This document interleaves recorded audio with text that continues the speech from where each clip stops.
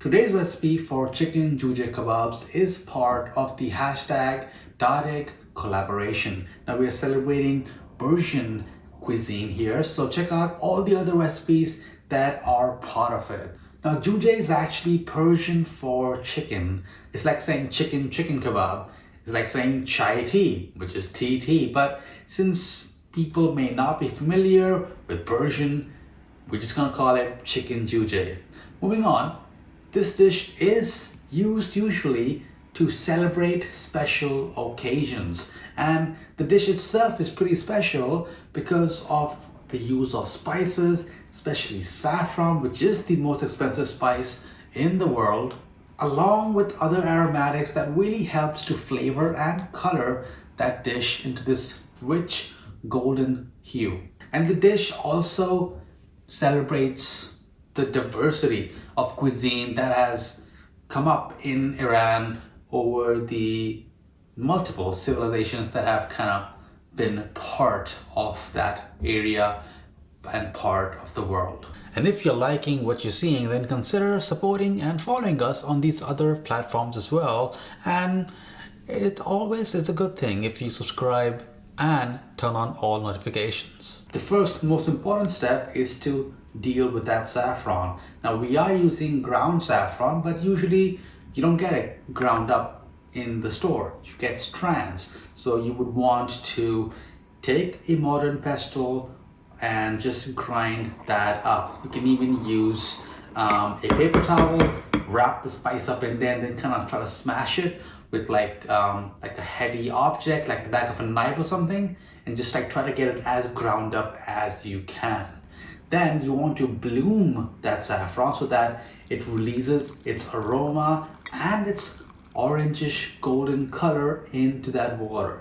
So I'm gonna put boiling hot water and let that just sit for about 30 minutes. This is the perfect time to cut up your chicken. I'm using all thighs. It's the easiest and best way to enjoy skewers because the risk of it drying out is very low. You have to try to make them dry. I'm just cutting these thighs into these cubes, as you can see, and once you're done, just add it all into your bowl, and we'll add in that bloomed saffron water from earlier. Now, this is going to be our first marinade, and this step is important to really help give the chicken a head start to impart that saffron deep within it. Now, the second marinade, we're going to start adding in some onions, which I've sliced over here. Then there's lime juice, some yogurt, turmeric, salt, pepper, minced garlic, some olive oil, and then just give it all a good mix. Now, the turmeric is going to work with the orangish hue to really give it that goldenish kind of color. Now, if you're worried about salting, just add lesser than you think is needed for 6 to 8 thighs, and then you can always cook a sample and then adjust as you go.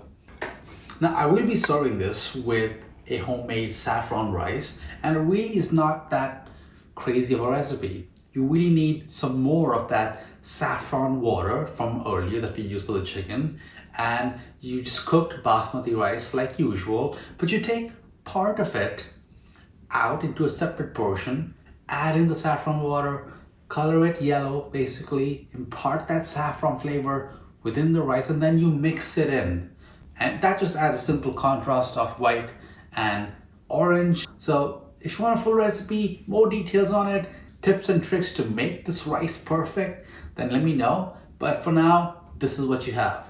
Now, I'm going to be broiling this in the oven. I'm using metal skewers, so I don't have to worry about soaking. And I feel like even the wooden ones, even if you soak it under the broiler, they always seem to char up. I just don't like the hassle. My oven had been heating at around 450 Fahrenheit for about 30-40 minutes, and now I'm going to switch that to the broiler setting. Now for the baking sheet, you want to get one that's just smaller than your skewer so that the meat has some gap. There's some like space between the top of the skewer and the bottom of the pan, so that you can easily kind of manipulate the actual skewer and the meat is not directly touching the bottom of the pan, because that's going to kind of result in uneven cooking.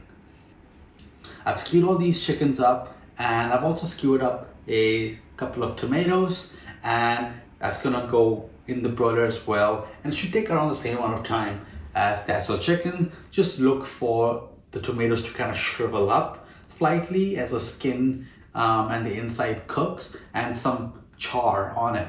Even if it turns black, don't worry about it, because that's not gonna be bitter at all. It's just gonna kind of add a nice smokiness to the tomato itself. Add that under the broiler. I'm at the second highest rack, and you want to now keep a close eye and make sure that you don't let it get too brown. But when you do start to see it getting brown, you want to get some of that marinade from earlier and just brush it over the top. You can even add some butter in there, and that butter is going to add some extra smokiness. Just mix it all up, brush it. You can brush the tomato if you want, and then continue to broil. Once one side is charred to your preference, then flip the skewers. You may have to like kind of manipulate it, stick them together so they don't move and want to go around. As you can see, I was kind of struggling over here to make sure that they stay.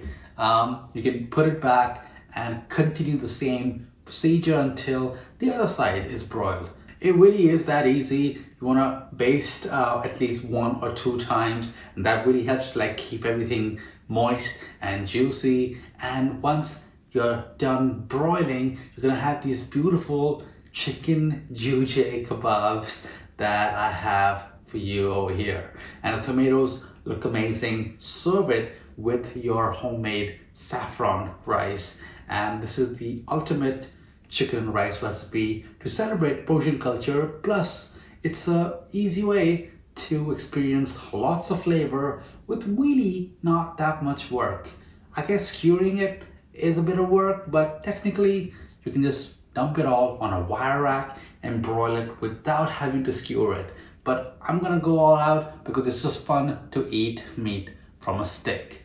I'm gonna go enjoy that, and I'll see you on the next one. See ya.